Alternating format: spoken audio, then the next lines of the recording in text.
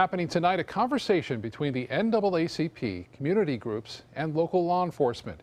ABC 7's Kate Flexter talked to some key players in that conversation and joins us now with what they're hoping to accomplish tonight. Kate?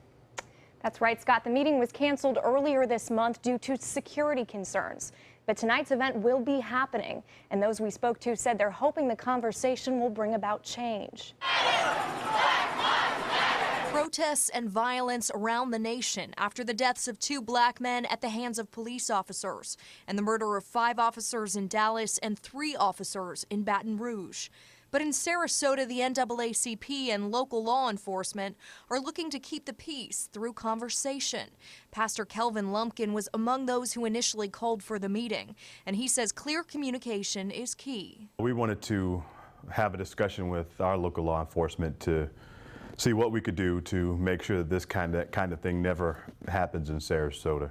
Sarasota's police chief declined to comment until after the meeting, as did the NAACP. But Lumpkin says among the things he hopes to discuss is officer training and how to avoid any inherent bias or profiling. Have they had sensitivity training?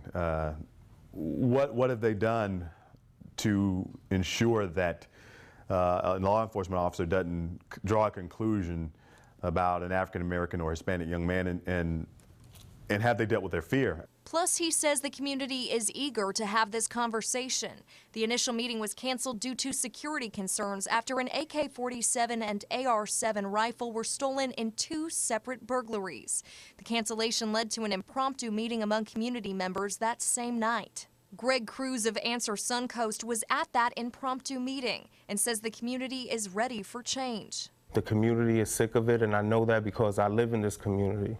I know a lot of people in this community, and it's just to the point where we're just sick, we're fed up. That's why Cruz says tonight's conversation will only be successful in combination with action. Like, let's try to talk one last time and, express what's going on and kind of put the ball in their court, and hopefully something changes. The meeting will be held tonight from 6:30 to 8:30 at the Robert L. Taylor Center. We'll have continuing coverage on that meeting.